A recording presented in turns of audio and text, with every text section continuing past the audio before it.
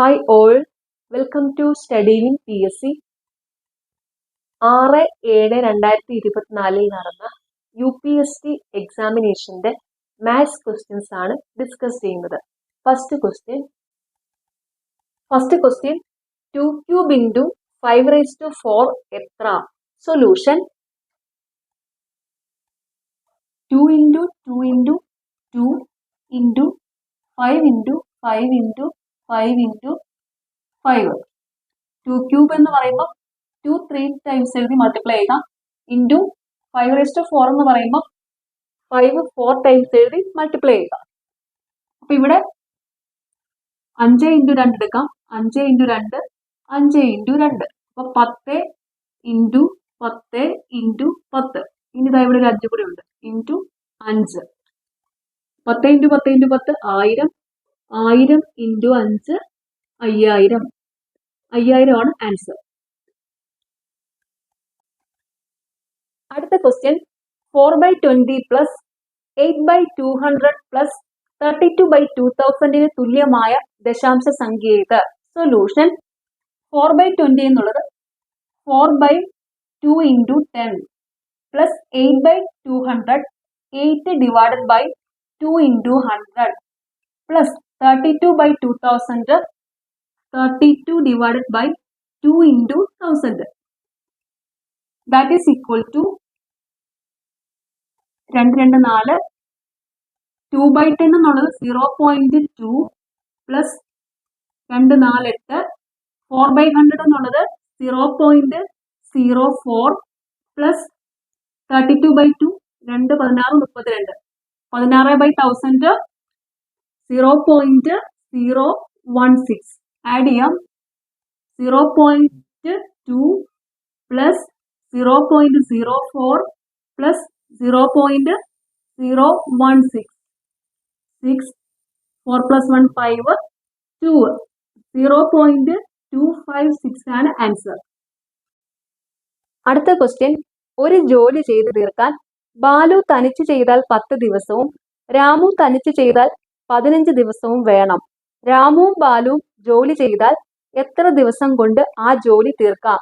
Solution ഒരു ജോലി AX ദിവസങ്ങൾ കൊണ്ടും അതേ ജോലി BY ദിവസങ്ങൾ കൊണ്ടും ചെയ്യുകയാണെങ്കിൽ അവർ രണ്ടുപേരും ഒരുമിച്ച് ആ ജോലി ചെയ്യുന്നത് XY divided by X plus Y ദിവസങ്ങൾ കൊണ്ടായിരിക്കും. രണ്ടുപേരും കൂടെ ഒരുമിച്ച് ചെയ്താൽ ആ ജോലി തീരുന്നത് XY divided by X plus Y ദിവസങ്ങൾ കൊണ്ടായിരിക്കും. അപ്പൊ ഇവിടെ ബാലു തനിച്ച് ചെയ്താൽ 10 ദിവസം. ബാലുവിനെ X ആയിട്ട് എടുത്തു. X 10 ദിവസം. രാമു തനിച്ച് ചെയ്താൽ 15 ദിവസം. Y 15. രാമുവും ബാലുവും ജോലി ചെയ്താൽ എത്ര ദിവസം കൊണ്ട് തീരും? That is equal to XY divided by X plus Y ദിവസങ്ങൾ. അപ്പൊ 10 into 15 divided by 10 plus 15 150 divided by 25 25 6 150 6 ദിവസം കൊണ്ട് ജോലി ചെയ്തു തീർക്കും. അടുത്ത ക്വസ്റ്റ്യൻ താഴെ കൊടുത്തിരിക്കുന്നവയിൽ പൂർണ്ണവർഗം ഏത്?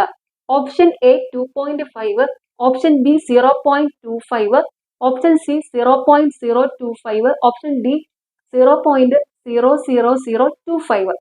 സൊല്യൂഷൻ ഒരു ഡെസിമൽ നമ്പർ പൂർണ്ണവർഗമാകണമെങ്കിൽ അതിലെ ഡെസിമൽ പോയിന്റിന് ശേഷമുള്ള അക്കങ്ങളുടെ എണ്ണം ഒരു ഇരട്ട സംഖ്യ അല്ലെങ്കിൽ ഈവൻ നമ്പർ ആയിരിക്കണം. അപ്പൊ ഇവിടെ ഒന്ന് ചെക്ക് ചെയ്യാം. ഓപ്ഷൻ എയിൽ ഇതൊരു ഡെസിമൽ നമ്പർ ആണ് 2.5. ഇതിലെ ഡെസിമൽ പോയിന്റിന് ശേഷമുള്ള അക്കങ്ങളുടെ എണ്ണം ഒരു ഈവൻ നമ്പർ ആയാൽ മാത്രമേ ഉള്ളൂ അതൊരു പൂർണ്ണവർഗം ആകുകയുള്ളൂ. ഈവൻ നമ്പർ അല്ലെങ്കിൽ ഇരട്ട സംഖ്യ. അപ്പൊ ഇവിടെ 2.5 ഇവിടെ പോയിന്റിന് ശേഷം ഒരക്കേ ഉള്ളൂ, അതുകൊണ്ട് ഇതൊരു പൂർണ്ണവർഗ സംഖ്യയല്ല.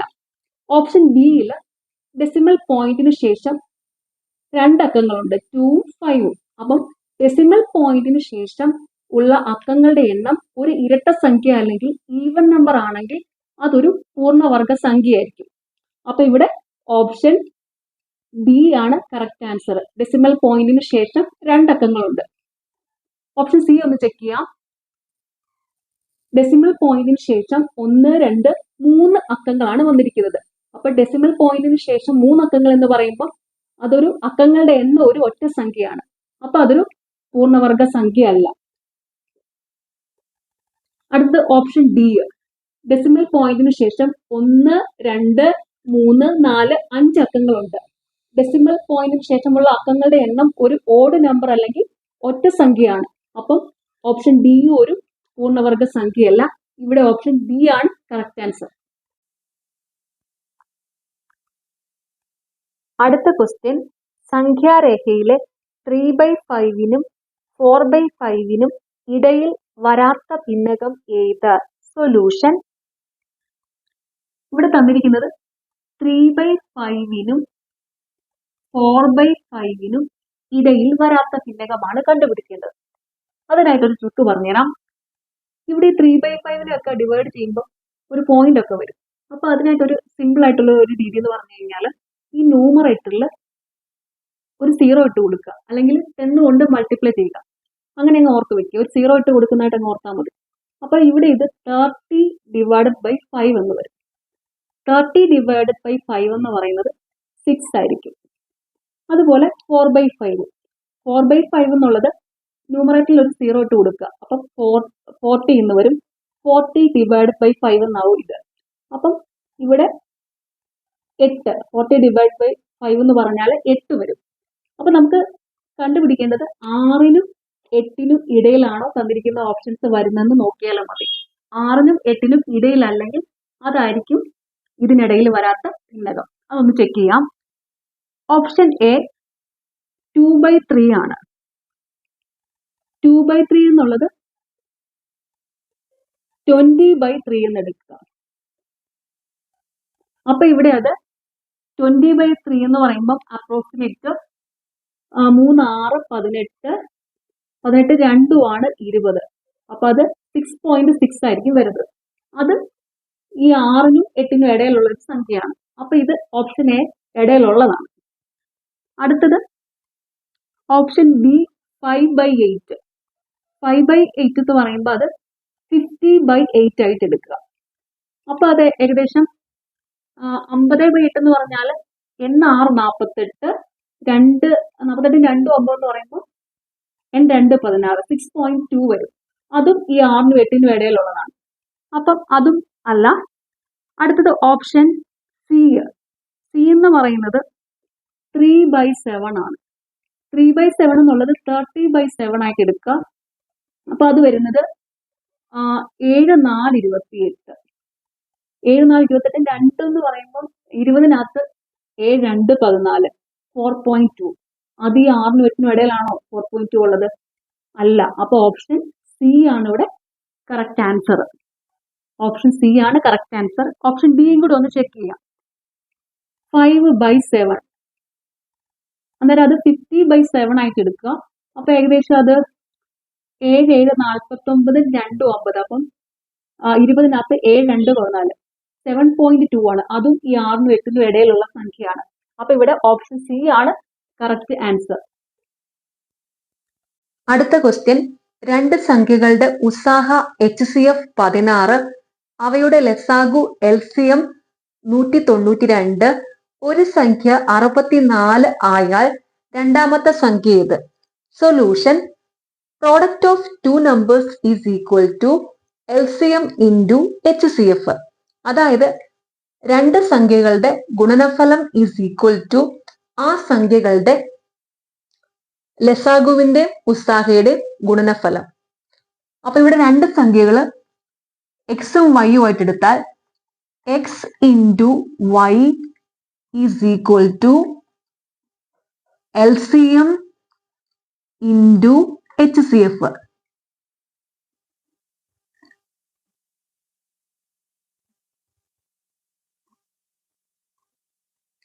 അപ്പൊ ഇവിടെ കണ്ടുപിടിക്കേണ്ട സംഖ്യ x ആയിട്ട് എടുക്കുവാണ്. തന്നിരിക്കുന്ന ഒരു സംഖ്യ y ആയിട്ട് എടുക്കുക. അതെന്ന് പറയുന്നത് 64, LCM 192, HCF 16. Therefore, x is equal to 192 into 16 divided by 64. 16 4 64, 4 16, 3 32, 4 8 32, 48. 48 ആണ് ആൻസർ. അടുത്ത ക്വസ്റ്റ്യൻ, താഴെ കൊടുത്തിരിക്കുന്നവയിൽ ഏറ്റവും വലിയ സംഖ്യ ഏതാണ്? സൊല്യൂഷൻ. ഇത് സോൾവ് ചെയ്ത് ഇതിലെ ഏറ്റവും വലിയ സംഖ്യ എന്നാണ് കണ്ടുപിടിക്കേണ്ടത്. ഓപ്ഷൻ എ സോൾവ് ചെയ്യാം. ഇവിടെ തന്നിരിക്കുന്ന എല്ലാം ഡെസിമൽ നമ്പറിന്റെ മൾട്ടിപ്ലിക്കേഷൻ ആണ്. ഒരു ഡെസിമൽ നമ്പറിനെ മൾട്ടിപ്ലൈ ചെയ്യുന്നത് ആദ്യം ഈ ഡെസിമൽ പോയിന്റ് ഇല്ലാതെ സംഖ്യകൾ തമ്മിൽ മൾട്ടിപ്ലൈ ചെയ്ത ശേഷം ഡെസിമൽ പോയിന്റിന് ശേഷം എത്ര അക്കങ്ങളുണ്ടോ അത്ര അക്കങ്ങൾ മാറ്റി ഒരു പോയിന്റ് ഇട്ടാൽ ആൻസർ കിട്ടും. അപ്പൊ ഇവിടെ option A 0.01 into 0.001 is equal to decimal ഇല്ലാതെ ജസ്റ്റ് നമ്പേഴ്സ് തമ്മിൽ മൾട്ടിപ്ലൈ ചെയ്യുവാണ്. 1 ഇൻറ്റു 1 1. ഡെസിമൽ പോയിന്റിന് ശേഷം എത്ര അക്കങ്ങൾ ഉണ്ടെന്ന് നോക്കുക. 1 2 3 4 5 5 അക്കങ്ങളുണ്ട്. അപ്പൊ 5 അക്കങ്ങൾ മാറ്റി ഒരു പോയിന്റ് ഇടണം. അപ്പൊ ഇവിടെ ഒന്ന് മാത്രമേ ഉള്ളൂ, ഒരക്കേ ഉള്ളൂ. അപ്പൊ ബാക്കി 4 അക്കങ്ങൾ വേണം. അതിനായിട്ട് 0 ആഡ് ചെയ്യാം. ലെഫ്റ്റിലോട്ട് വേണം ആഡ് ചെയ്യാൻ. 4 0 ആഡ് ചെയ്യാം. 1 2 3 4 ഒരു പോയിന്റ് ഇട്ട് കൊടുക്കുക. 0.00001. അടുത്തത് option B 0.101 into 0.01 is equal to ആദ്യം ഡെസിമൽ പോയിന്റ് ഇല്ലാത്ത സംഖ്യകൾ തമ്മിൽ മൾട്ടിപ്ലൈ ചെയ്യാം. 101 ഇൻറ്റു 1 101 ഇൻറ്റു 1 101. ഇവിടെ 3 അക്കങ്ങളാണ് ഉള്ളത്. അപ്പൊ ഡെസിമൽ പോയിന്റിന് ശേഷം ഇവിടെ എത്ര അക്കങ്ങളുണ്ട്? 1 2 3 4 5 അക്കങ്ങളുണ്ട്. അപ്പൊ ഇവിടെ 5 അക്കങ്ങൾ മാറ്റി ഒരു പോയിന്റ് ഇടണം. ഇവിടെ ഓൾറെഡി 3 അക്കങ്ങളെ ഉള്ളൂ. അപ്പൊ നമ്മൾ 2 സീറോയും കൂടെ ലെഫ്റ്റിലോട്ട് ആഡ് ചെയ്തു, എന്നിട്ട് ഒരു പോയിന്റ് കൊടുത്തു. അപ്പൊ ഇത് 0.00101 എന്നായി. അടുത്തത് option C 0.101 into 0.001 is equal two point ഇല്ലാതെ സംഖ്യകൾ തമ്മിൽ മൾട്ടിപ്ലൈ ചെയ്യാം. അതായത് 101 ഇൻറ്റു 1 101. ഇവിടെ എത്ര അക്കങ്ങളുണ്ട് ഡെസിമൽ പോയിന്റിന് ശേഷം? 1 2 3 4 5 6 6 അക്കങ്ങളുണ്ട്. അപ്പൊ ഇവിടെയാണെങ്കിലോ 1 2 3 101 3 അക്കങ്ങളേ ഉള്ളൂ. അപ്പം ലെഫ്റ്റിലോട്ട് 3 സീറോയും കൂടെ ആഡ് ചെയ്യണം. 1 2 3 എന്നിട്ട് ഒരു പോയിന്റ് ഇട്ട് കൊടുക്കണം. അപ്പൊ ഇത് 0.0000101 എന്നായി. അടുത്തത് option D 0.10 into 0.001 is equal to ആദ്യം ഡെസിമൽ പോയിന്റ് ഇല്ലാത്ത സംഖ്യകൾ തമ്മിൽ മൾട്ടിപ്ലൈ ചെയ്യാം. അതായത് 10 ഇൻറ്റു 1 10. ഡെസിമൽ പോയിന്റിന് ശേഷം എത്ര അക്കങ്ങളുണ്ടെന്ന് നോക്കുക. 1 2 3 4 5 5 അക്കങ്ങളുണ്ട്. ഇവിടെ 10നകത്ത് 2 അക്കങ്ങളേ ഉള്ളൂ. അപ്പൊ നമ്മൾ ഒരു 3 സീറോയും കൂടെ ആഡ് ചെയ്ത് ഒരു പോയിന്റ് കൊടുത്തു. അപ്പൊ 0.00010 എന്നായി. അപ്പൊ ഇതെല്ലാം ഈ 4 ഓപ്ഷൻസ് നമ്മൾ സോൾവ് ചെയ്തു. ഇനി ഇതിലെ ഏറ്റവും വലിയ സംഖ്യ എന്ന് കണ്ടുപിടിക്കാം. അതിനായിട്ട് ഇവിടെ ഇപ്പൊ ഈ പോയിന്റിന് ശേഷം ആദ്യം എല്ലായിടത്തും ഏതൊക്കെ സംഖ്യകളാണ് വന്നിരിക്കുന്നത് നോക്കാം. ഓപ്ഷൻ എയിൽ 0, ഓപ്ഷൻ ബിയിൽ 0, ഓപ്ഷൻ സിയിൽ 0, ഓപ്ഷൻ ഡിയിൽ 0. ഇനി പോയിന്റിന് ശേഷമുള്ള രണ്ടാമത്തെ സംഖ്യകൾ നോക്കാം. 0 ആണ് എയിൽ, ബിയിലാണെങ്കിൽ 0, സിയിലാണെങ്കിലും 0, ഡിയിലാണെങ്കിലും 0. അടുത്ത ഇനി മൂന്നാമത്തെ സംഖ്യ ചെക്ക് ചെയ്യുക. പോയിന്റിന് ശേഷം എയിൽ 0, ബിയിലാണെങ്കിൽ 1 ആണ് കേട്ടോ. എയിൽ 0, ബിയിൽ 1 വന്നിട്ടുണ്ട്. പിന്നെ സിയിലാണെങ്കിൽ മൂന്നാമത്തത് 0, ഡിയിലാണെങ്കിൽ മൂന്നാമത്തത് 0 ആണ്. അപ്പൊ ഇവിടെ ഓപ്ഷൻ ബിയിൽ ഈ മൂന്നാമത്തെ നമ്പർ 1 ആയിട്ടാണ് വന്നിരിക്കുന്നത്. അപ്പൊ അതുകൊണ്ട് ഇവിടെ ഓപ്ഷൻ ബി ആണ് വലിയ സംഖ്യ. അടുത്ത question 1 + 2 + 3 + etc. + 50 is equal to 1275 എങ്കിൽ 3 + 6 + 9 + etc. + 150 ഈസ് ഈക്വൽ ടു എത്ര? സൊല്യൂഷൻ.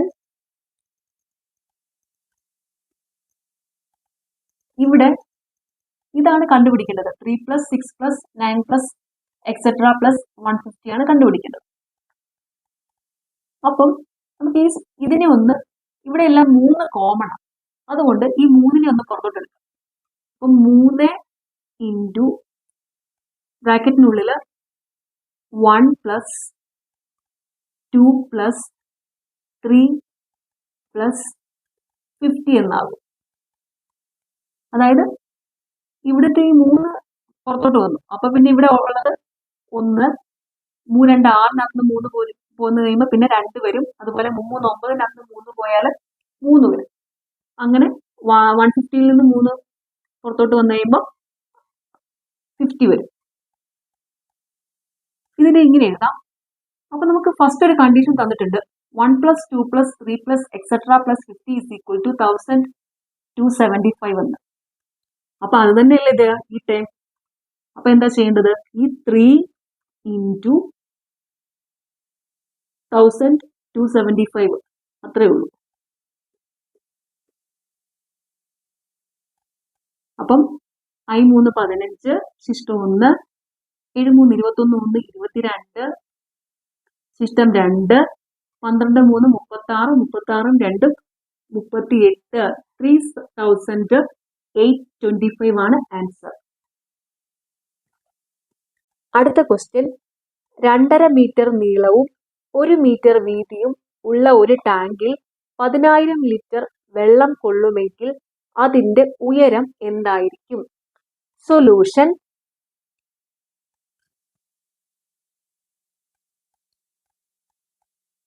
അതായത് ഒരു ടാങ്കിൽ 10,000 ലിറ്റർ വെള്ളം കൊള്ളുമെന്ന് പറഞ്ഞാൽ അതിന്റെ അർത്ഥം ആ ടാങ്കിന്റെ കപ്പാസിറ്റി, അതായത് വോളിയമാണ് 10,000 ലിറ്റർ എന്നുള്ളത്. Volume is equal to 10,000 litre.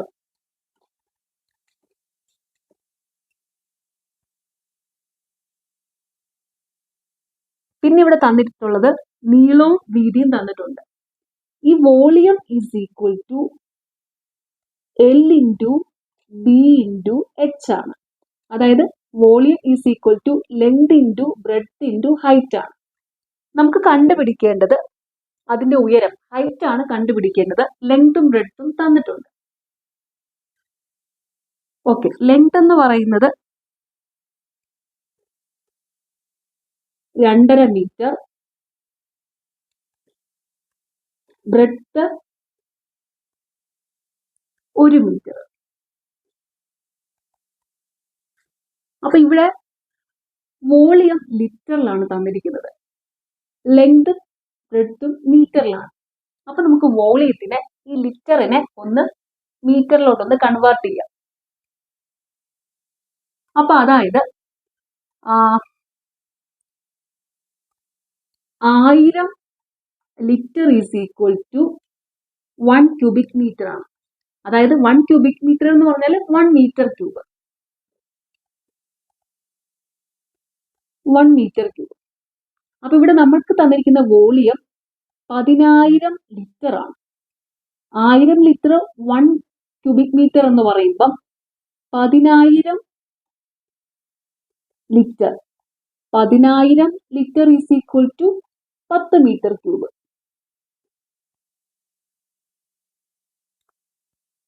ഇനി നമുക്ക് ഈ വാല്യൂ സബ്സ്റ്റിറ്റ്യൂട്ട് ചെയ്യാം. 10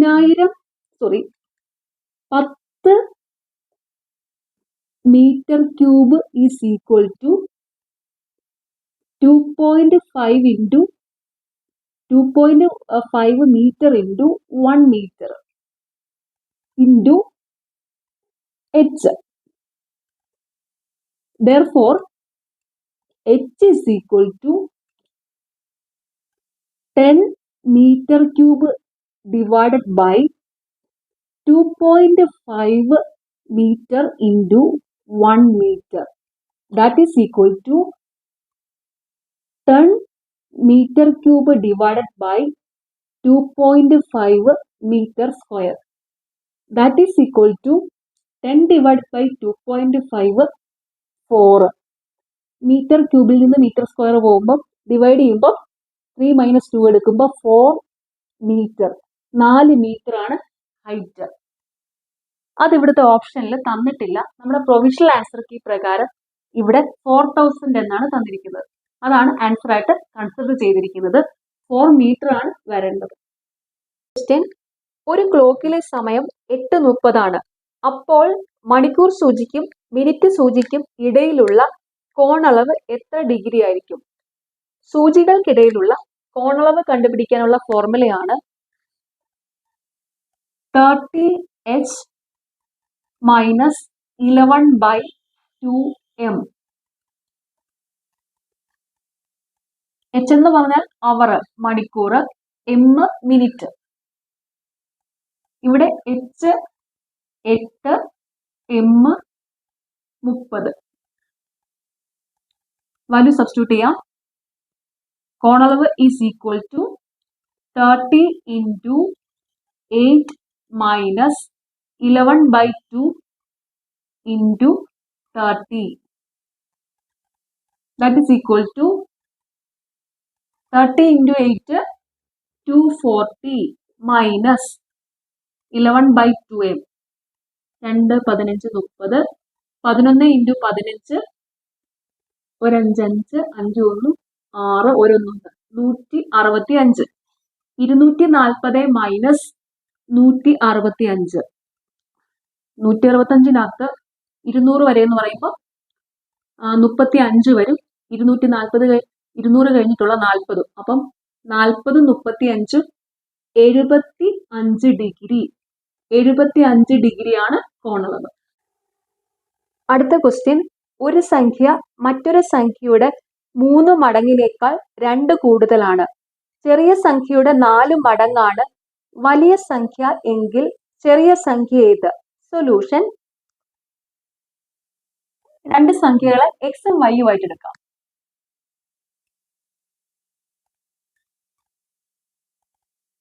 ഒരു സംഖ്യ മറ്റൊരു സംഖ്യയുടെ 3 മടങ്ങിനേക്കാൾ 2 കൂടുതലാണ്.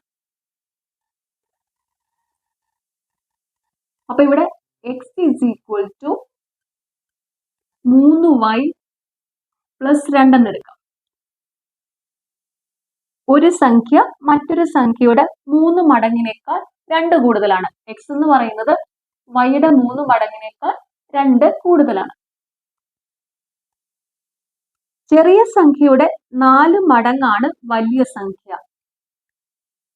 അപ്പൊ ഇവിടെ ചെറിയ സംഖ്യ എന്ന് പറയുന്നത് y ആയിരിക്കും, വലിയ സംഖ്യ എന്ന് പറയുന്നത് x ആയിരിക്കും. കാരണം നമുക്ക് ഫസ്റ്റ് കണ്ടീഷനിൽ നിന്ന് മനസ്സിലാവുന്നുണ്ട് x is equal to 3y plus 2 ആണ്. അപ്പൊ എന്തായാലും x എന്ന് പറയുന്നത് വലിയ സംഖ്യ, y എന്ന് പറയുന്നത് ചെറിയ സംഖ്യ. അപ്പൊ ഇവിടെ പറഞ്ഞിരിക്കുന്നത് ചെറിയ സംഖ്യയുടെ 4 മടങ്ങാണ് വലിയ സംഖ്യ.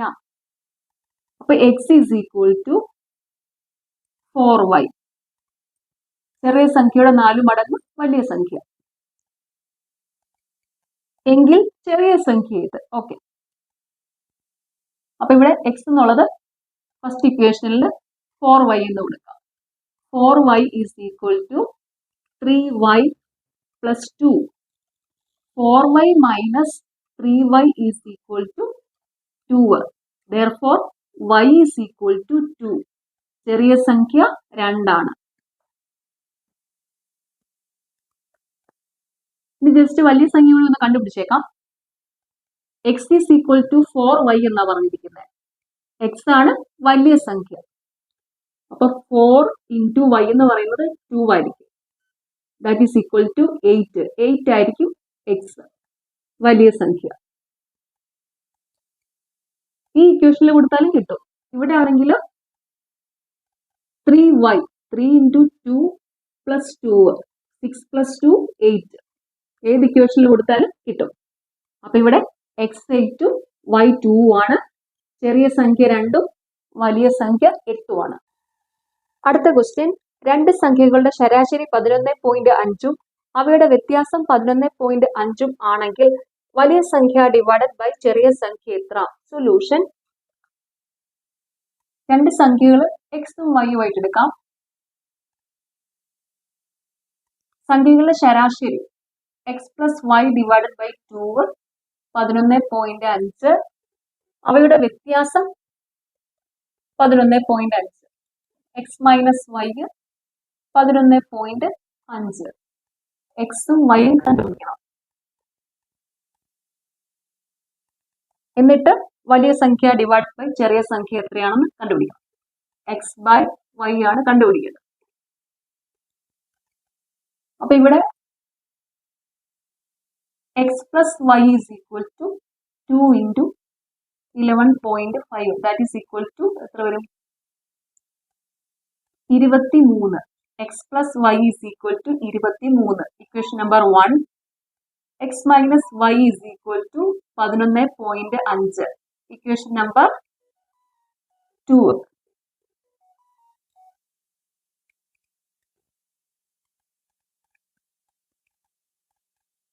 അപ്പം ഇത് തമ്മിൽ ആഡ് ചെയ്താൽ എക്സിന്റെ വാല്യൂ കണ്ടുപിടിക്കാം. 1 plus 2 that is equal to x plus x 2x plus വൈയും മൈനസ് വൈയും കൂടെ ആഡ് ചെയ്താൽ 0.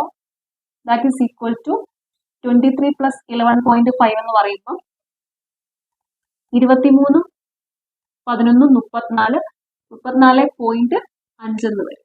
34.5 2x. Therefore, x is equal to 34.5 divided by 2. അപ്പോൾ 17 2 34.50 എന്ന് പറയുമ്പോൾ 25 ആയിരിക്കും ഡിവൈഡ് ബൈ 2 ചെയ്യും. 17.25 ആണ് x കിട്ടിയത്. അപ്പോൾ y is equal to, therefore y is equal to എങ്ങനെ വരും? x plus y എന്നുള്ളത് 23 ആണല്ലോ. അപ്പോൾ ഇക്വേഷൻ 1 കൊടുക്കാം. x എന്നുള്ളത് 17.25 plus y is equal to 23. Therefore, y is equal to 23 minus 17.25. അപ്പം 23 നിന്ന് 17.25 കുറയ്ക്കുക. മൈൻഡ് കാൽക്കുലേഷൻ കുറയ്ക്കാം, അല്ലാത്തവർ ചെയ്ത് കുറയ്ക്കുക കേട്ടോ. അപ്പോൾ 17.25 ടു 18 വരെ ആകുമ്പോൾ 3/4 വരും.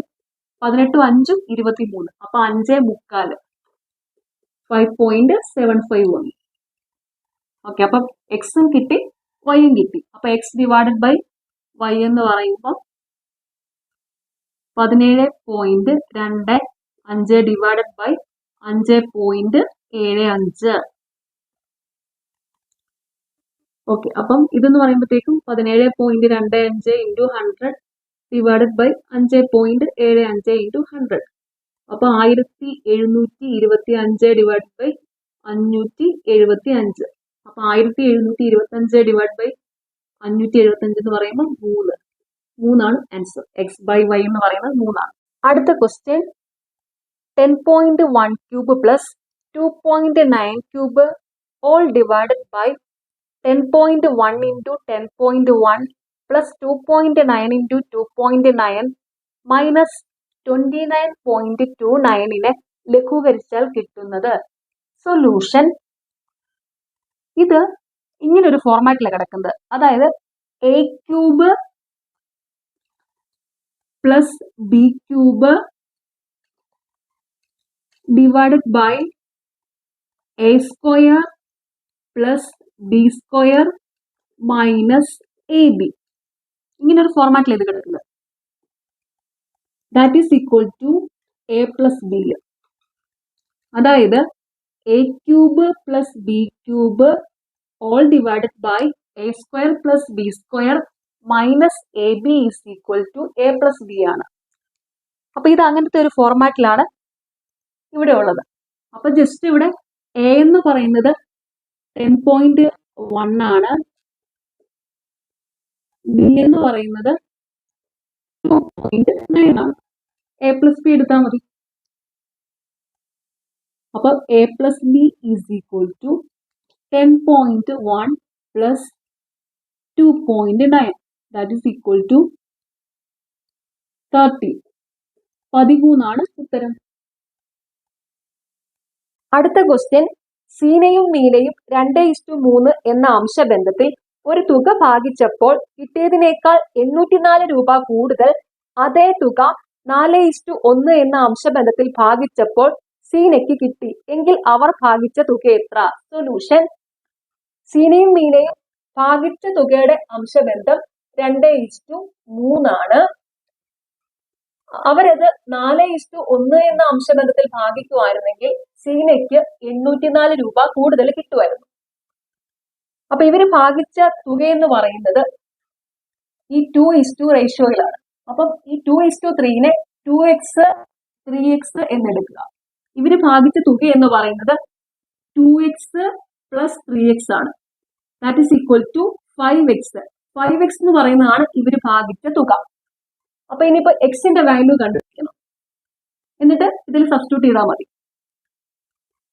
എക്സിന്റെ വാല്യൂ കണ്ടുപിടിക്കാനായിട്ട് ഇവിടെ 2 റേഷ്യോ ഉണ്ടല്ലോ. അവർ ഭാഗിച്ച തുകയുടെ പിന്നീട് അത് 804 രൂപ കൂടുതൽ കിട്ടാനായിട്ട് 4:1 എന്ന അംശബന്ധത്തിൽ ഭാഗിച്ചാൽ 804 രൂപ കിട്ടും. അപ്പൊ ഈ 2 റേഷ്യോയുടെ ഡിഫറൻസ് ഒന്ന് നോക്കുക. 4 - 2 2 വരും. ഇവിടെ 3 - 1 2 വരും. അപ്പൊ ഈ 2 ഡിഫറൻസും സെയിം ആണ്. രണ്ടും 2 ആയിട്ട് തന്നെയാണ് കിട്ടിയിരിക്കുന്നത്. ഇങ്ങനെ വരുമ്പോഴത്തേക്കും ഈ 2നെ x കൊണ്ട് മൾട്ടിപ്ലൈ ചെയ്യുക. 2x. ഈ 2x എന്ന് പറയുന്നതാണ് 804.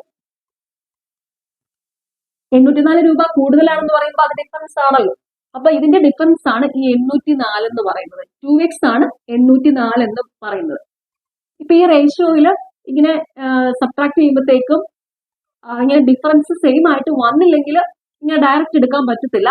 അന്നേരം നമ്മളത് റേഷ്യോനെ സെയിം ആക്കാനായിട്ട് വേറെ ചെയ്യണം. അത് ഞാൻ ആ പ്രോബ്ലം വരുമ്പോൾ പറഞ്ഞുതരാം കേട്ടോ. ഇപ്പൊ ഇത് നിങ്ങൾ മനസ്സിലാക്കുക. ഇപ്പൊ ഈ റേഷ്യോ ഇങ്ങനെ ചെക്ക് ചെയ്യുമ്പോഴത്തേക്കും ഡിഫറൻസ് സെയിം ആയിട്ട് വരുമ്പോൾ ഇതിങ്ങനെ എടുത്താൽ മതി. ഇപ്പൊ ഇവിടെ ഈ ഡിഫറൻസ് 2 വന്നിരിക്കുന്നത്. അതുകൊണ്ട് 2നെ x കൊണ്ട് മൾട്ടിപ്ലൈ ചെയ്തു. 2x = 804 എടുത്തു. ഇനി എക്സിന്റെ വാല്യൂ കണ്ടുപിടിക്കുക. x = 804 divided by 2. 2 4 8 2 2 4 402. x എന്ന് പറയുന്നത് 402 ആണ്. ഇവര് ഭാഗിച്ച തുക എന്ന് പറയുന്നത് 5x ആണ്. 5x = 5 × 402. That is equal to ഒരു സംഖ്യനെ 5 കൊണ്ട് മൾട്ടിപ്ലൈ ചെയ്യാനാണെങ്കിൽ ആ സംഖ്യയുടെ പകുതി എടുത്തിട്ട് 10 കൊണ്ട് ഗുണിച്ചാൽ മതി. അപ്പൊ ഇവിടെ 402 പകുതി എന്ന് പറയുമ്പം 201 വരും. 201നെ 10 കൊണ്ട് ഗുണിക്കുമ്പോൾ 2010. 2010 രൂപയാണ് അവർ ഭാഗിച്ചത്. ലാസ്റ്റ് ക്വസ്റ്റ്യൻ: 2000 രൂപയ്ക്ക് ഒരു മാസത്തേക്കുള്ള സാധാരണ പലിശ 15 രൂപയെങ്കിൽ പലിശ നിരക്ക് എത്ര? സൊല്യൂഷൻ: പലിശ നിരക്ക് കണ്ടുപിടിക്കാനുള്ള ഫോർമുലയാണ് പലിശ നിരക്ക് R = I × 100 divided by P × N.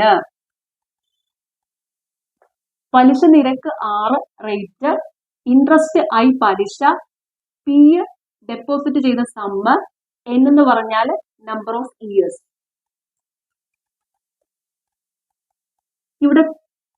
ഇവിടെ തന്നിരിക്കുന്നതിൽ P = 2000 രൂപ ഡെപ്പോസിറ്റ് ചെയ്ത തുക, I 15 രൂപ പലിശ, N എന്ന് പറയുന്നത് N = ഒരു മാസം എന്നാണ് തന്നിരിക്കുന്നത്. N എന്ന് പറയുന്നത് നമ്പർ ഓഫ് ഇയേഴ്സ് ആണ്. അതായത് വർഷത്തിലാണ് എന്ന് പറയുന്നത്.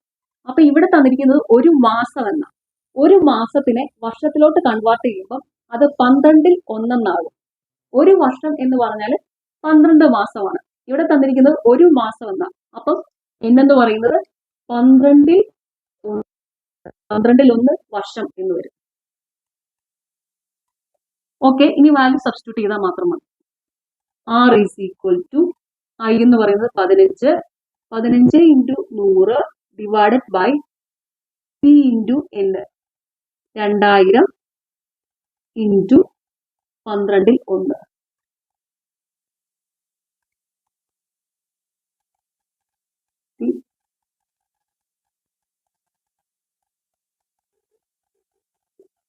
പന്ത്രണ്ട് 3 divided by 1/3. That is equal to 3 × 3/1. That is equal to 9. 9% ആണ് റേറ്റ്.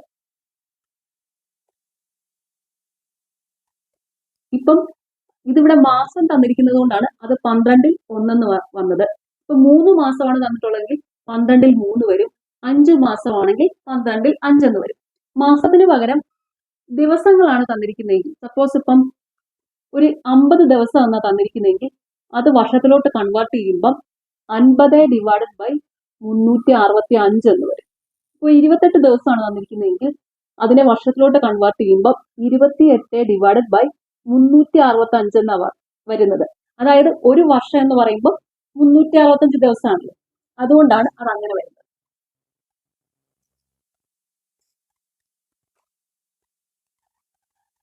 പിന്നെ ഈ പിയും ആറും എന്നും ഈ ഫോർമുല എളുപ്പത്തിൽ ഓർത്ത് വെക്കാനായിട്ടൊരു ക്ലൂ പറഞ്ഞുതരാം. ഇപ്പൊ പി ആണ് കണ്ടുപിടിക്കേണ്ടതെങ്കിൽ പി ഇസ് ഈക്വൽ ടു ന്യൂമറേറ്ററിൽ എപ്പോഴും I/100 വരും. ഡിനോമിനേറ്ററിൽ I = PNR ആണല്ലോ, അപ്പൊ പി കൂടാതെയുള്ള N/R ആയിരിക്കും ഡിനോമിനേറ്ററിൽ വരുന്നത്. ആറാണ് കണ്ടുപിടിക്കേണ്ടതെങ്കിൽ R ഇസ് ഈക്വൽ ടു ന്യൂമറേറ്ററിൽ എപ്പോഴും I/100 ആയിരിക്കും വരുന്നത്. ഡിനോമിനേറ്ററിൽ PNRലെ R ഒഴികെ ബാക്കി പിയും എന്നും ആയിരിക്കും R കണ്ടുപിടിക്കാൻ ചോദിച്ചാൽ ഡിനോമിനേറ്ററിൽ വരുന്നത്. P/N വരും.